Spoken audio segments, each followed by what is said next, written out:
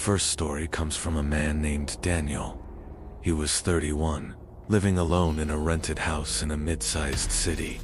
The neighborhood was quiet at night, with an emptiness heavier than calm, as if silence had weight. He worked remotely as a software developer, often late into the night, usually the only light on his street, which made the house feel more exposed than isolated. The first knock came on a Wednesday around 10:30 p.m. to steady knocks at the door. Through the peephole, Daniel saw a man in a dark jacket holding a cardboard box. The man said a name that wasn't Daniel's and explained it was a misdelivery, spoken with calm certainty. Daniel assumed it was a simple mistake and pointed him toward a house across the street.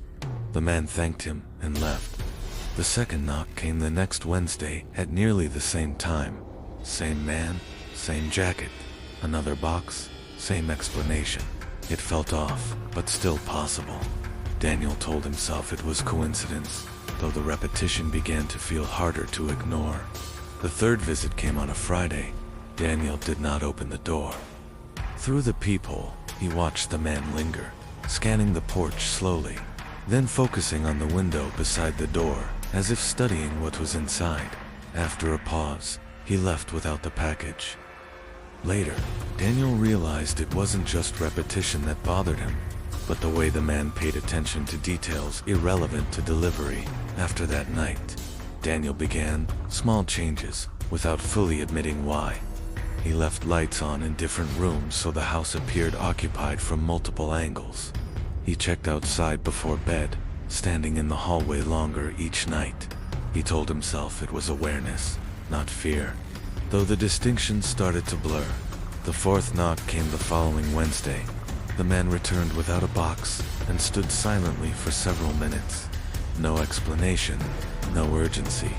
Eventually he turned away, not toward the street, but along the side of the house, disappearing from sight as if he already knew the layout. That night, Daniel called the police. Officers arrived, listened, and told him nothing illegal had occurred. No forced entry, no direct threat, nothing actionable. They advised documenting everything and calling again if anything escalated, as if escalation were the only threshold that mattered. The next day, Daniel installed a security camera above the front door. It didn't make him feel safe, but it changed how he experienced the house, less private, more observed. For 5 nights, nothing happened. The silence made him question whether he had constructed meaning out of repetition and isolation. Then, on a Tuesday at 11:14 p.m., the camera triggered motion alerts.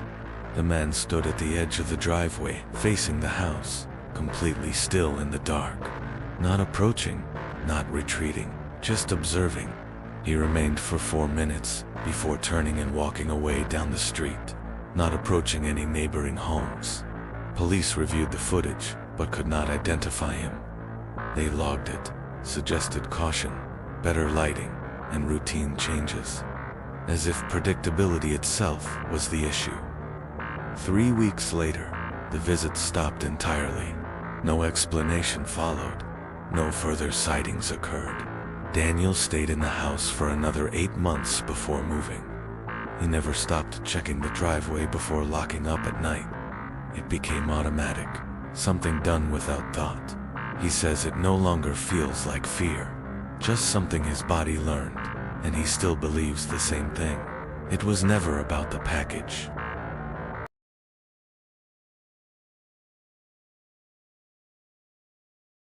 Mara was 44, living with her husband and 2 teenage children in a house they had owned for 6 years. She knew it intimately, the creaking floorboards, the stubborn windows, the rhythm of the neighborhood, even which parts of the yard felt safe without thinking. That's why the first knock at the back door unsettled her so deeply. It happened on a Saturday afternoon. She was in the kitchen alone. Her husband was out, and the kids were upstairs. The knock came from behind her, 2 soft taps on the glass of the back door. She turned, but saw no one. Outside, the yard was empty, still, undisturbed. Their large dog became restless afterward, pacing and staying close to the door, whining low in his throat. The family dismissed it as nothing, But Mara didn't fully let it go. 9 days later, it happened again, this time in the evening. Her husband heard it too. He opened the door immediately, checked the yard, the fence line, even the alley access. Nothing. The gate was still latched. No footprints, no signs of entry. There was no explanation they could settle on. But the unease began to settle into the house itself, as if it had found a place to stay. Over the following weeks, small details began to accumulate in ways that were hard to ignore. The dog stopped sleeping in his usual spot, and instead stayed by the back door every night. Their 16-year-old son mentioned seeing a moving flashlight near the far fence one night. Weeks earlier, though he hadn't thought it important at the time, their younger daughter said she had heard something outside her window, but didn't want to worry anyone, so she stayed quiet. One by one, these fragments began forming a pattern Mara couldn't unsee once she noticed it. She eventually laid everything out for her husband in one conversation, and something in him shifted. He saw it too. Not fear exactly, but recognition. The idea that these weren't separate, harmless incidents anymore. They hired security. An inspector walked the property and immediately noticed something they had missed near the back corner of the fence. The ground was worn down in a way that didn't match natural use. Grass flattened, soil compacted, as if someone had been standing there repeatedly, in the same place, over time. There were also improvised footholds in the wooden fence, subtle, but deliberate, suggesting someone had been using it to look into their yard for weeks, possibly longer. Police were called again. Cameras were installed. Patrol suggestions were made, but nothing conclusive was ever captured. Only a distant, indistinct figure once, moving away along the alley edge. After that, nothing. The knocking stopped, but the feeling of being observed did not. Even the house seemed to change character. Familiar sounds now carried a second meaning, as if something might be behind them. What made it worse was the lack of resolution. There was no confrontation, no clear intruder, no ending that allowed the mind to close the loop. Just evidence of presence without presence itself. That absence became heavier than any proof. Mara started noticing how often she checked the back door without thinking, how she listened differently at night, how the dog reacted to sounds she couldn't hear. It wasn't fear in a sharp sense anymore. It was something slower, more persistent, like awareness that couldn't be turned off once it had been turned on. What she returned to most often was the dog. She believed he knew before any of them did. She wondered if someone had been there long before the first knock, watching, learning the house, already part of their space without them realizing it. Whether the yard she thought she understood had quietly changed into something else while she still called it familiar. There was no way to know. That uncertainty became the hardest part. Not what had happened, but not knowing when it began. Whether safety had been lost gradually, in a way that only became visible once it was already gone. The dog still sleeps by the back door. She lets him, and sometimes, when the house is quiet enough, she swears she can tell exactly which silence is empty and which one is waiting.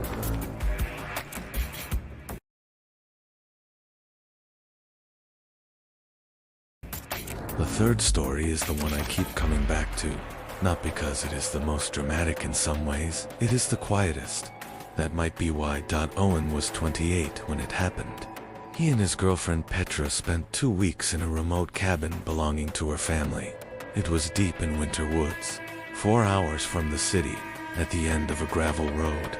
No neighbors, no nearby cabins, only pine forest and silence that felt total. The first week was exactly what they wanted. Cold air, long, quiet, slow days. They read, cooked, and walked through the trees when the light came in low and made everything feel still and distant. The first knock came, Thursday night, around 9. One solid knock at the front door. Owen opened it immediately. Nothing outside. No movement. No footsteps. No second sound. Just the gravel road and the trees. He stood in the cold for a moment, then went back inside. Petra had heard it too. They decided it was probably a branch or an animal. Neither fully believed their own explanation, but they accepted it. They slept poorly that night. The second knock came Saturday night. 2 knocks this time, separated by a pause, not random measured, as if someone knew they would be inside. Owen went outside with a flashlight. Behind the cabin he found footprints in the snow, leading from the tree line toward the house and back again, fresh, made after the last snowfall earlier that day. He took a photo, then went back inside and locked both doors. They didn't say much that night. In the morning, they drove along the road looking for any sign of another vehicle or person. Nothing. They considered leaving, but told themselves it could be a hunter or someone passing through. It was not a strong explanation, but it was enough to stay. The third knock came Monday night, but this time it was not the door, it was the bedroom window. 2 slow taps at 11:40. P.M. Owen was awake. Petra was asleep beside him. He heard it and froze completely. Not fear in a dramatic sense, something deeper and more total. Like the body removing itself from decision-making.